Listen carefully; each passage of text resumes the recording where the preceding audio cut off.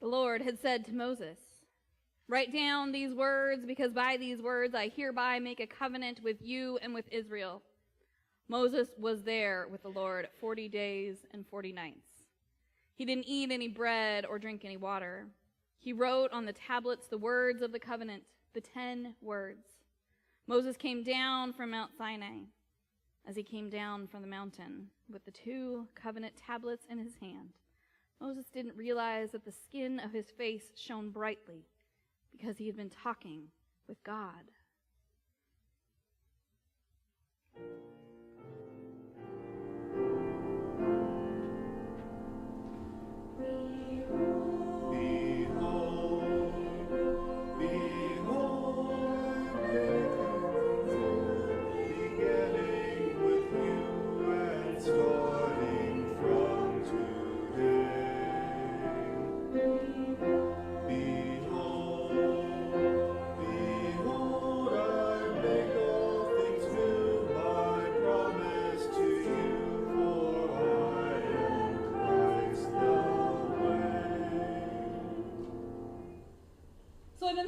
Jesus for a while now. Ever since Jesus stepped into that boat at the bank of Galilee, told Peter to pull up his nets that had come up empty all night. Gosh, and when Simon Peter pulled up so many fish, they filled his boats and catch. Wow. You couldn't forget something like that. The 3 of us left everything that day to follow Jesus. We were the first, but not the last. Jesus has been moving around the Sea of Galilee since then, healing and teaching people wherever he's gone. Of course, he's been gathering more disciples and followers too, women and men who, just like Simon Peter, my brother John, and I, James, experienced something so powerful when we encountered Jesus. They were compelled to change their lives completely too. Metanoia. It's been amazing to be part of, and also pretty overwhelming. Everywhere we go, the need of the people is so intense. Their desperation for help, for healing is so palpable. The raw hope in their eyes and the crowds, they just seem to get bigger each time we go to a new town. Word's traveling faster than we are. I get why Jesus withdraws to pray so often. But things seem to be taking a turn lately. I guess the crowds are following Jesus' ministry have grown so large that word has reached Herod all the way to his palace in Jerusalem, 4-day walk from the Sea of Galilee. We all know what Herod did to Jesus' cousin, John the Baptist, and none of us who love Jesus want that for him. But instead of doing less or agreeing to reduce his public ministries, Jesus has started talking all weird and saying super dire stuff. Stuff like he's the chosen one, who had to suffer and be rejected, even to die. And that those who want to follow him have to follow in his steps towards suffering. We all looked at each other when he said that. Things are getting a bit scary. About a week after those odd remarks, he asked 3 of us, the 3 first disciples who joined him, the only 3 disciples who saw him raise the daughter of Jairus from the dead, maybe just wake her up. Anyway, he asked the 3 of us, Peter, James, John, to go with him to a mountain to pray. I'm more than ready for some quiet time with him, away from the crowds, away from the press of those responsibilities. Maybe we can talk some sense into him. Maybe it'll simmer his dying talk down a notch.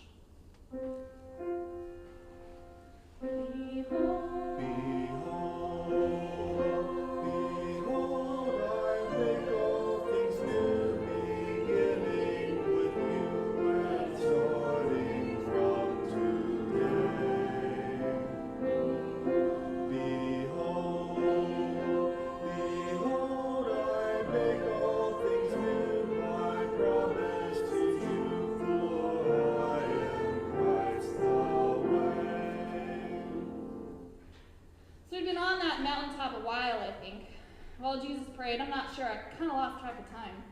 It was that kind of moment outside of time, outside of regular life. We're trying so hard to stay present to Jesus, trying to pray ourselves. Well, you ever been somewhere that just kind of felt overwhelming, scary, you just wanted to check out? That was us.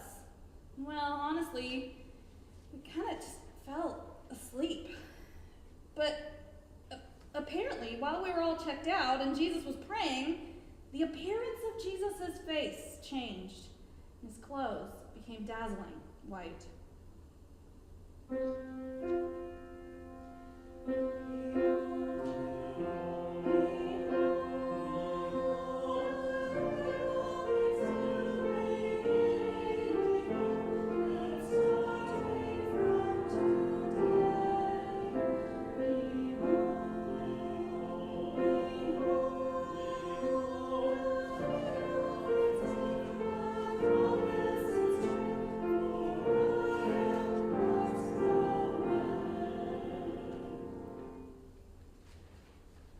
And if that weren't mind-blowing enough, out of nowhere, Moses and Elijah pop up. They appeared, and they're talking with Jesus. Like they know him, like they're buddies. They're all talking in this animated way. When we finally wake up to see what's happening, it's hard to describe what they looked like. The best the gospel writer Luke could say was that they appeared in glory. We couldn't hear everything they were saying and where we were. Something about Jesus' departure and what he was about to accomplish in Jerusalem kind of sounded ominous.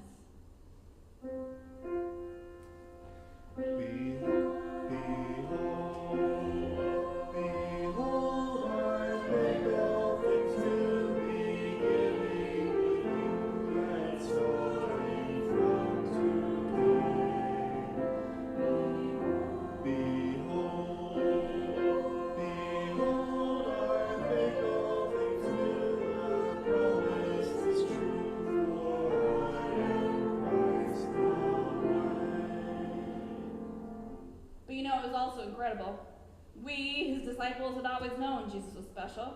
You just feel it. But to witness this incredible transformation, this transfiguration of Jesus' very self, similar to how Moses' face also shone on that mountaintop so long ago. Then for Moses and Elijah to visit Jesus, to give him advice, pray with him, I couldn't believe I was here to see this. And to think I almost slept through it. I'll never make that mistake again. A reading from Dazzling, A Blessing for Transfiguration Sunday by Jan Richardson. Believe me, I know how tempting it is to remain inside this blessing, to linger where everything is dazzling and clear. Rabbi, how good it is for us to be here. Let's set up 3 tents, one for you, one for Moses, and one for Elijah. We could build walls around this blessing, put a roof over it. We could bring in a table, chairs, and have the most amazing meals. We could make it a home. We could stay. Then this cloud came in. And the cloud overshadowed us.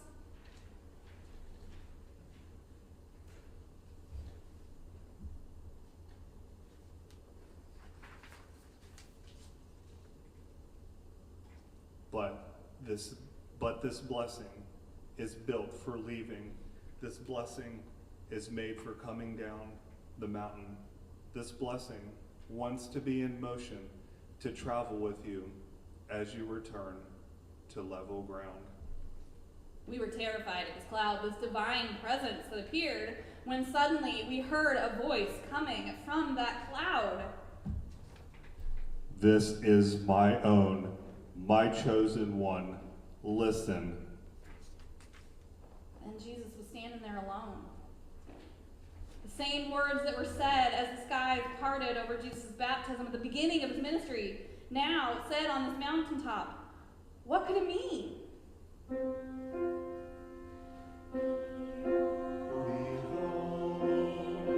Behold, I make all things new, beginning with you and starting from today. Behold, I make all things new, I promise to you, for I am Christ the way.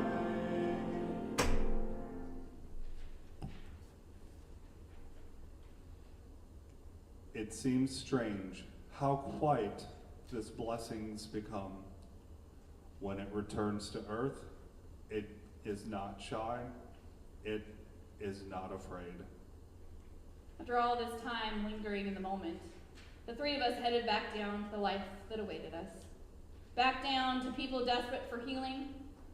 Back down to a Herod getting ever more threatened. Back down to a Jesus who seemed transformed, shaped by an encounter with the ancestors and with God as he turned to face Jerusalem. We kept silent. We told no one. It simply knows how to bide its time, to watch and wait, to discern and pray until the moment comes when it will reveal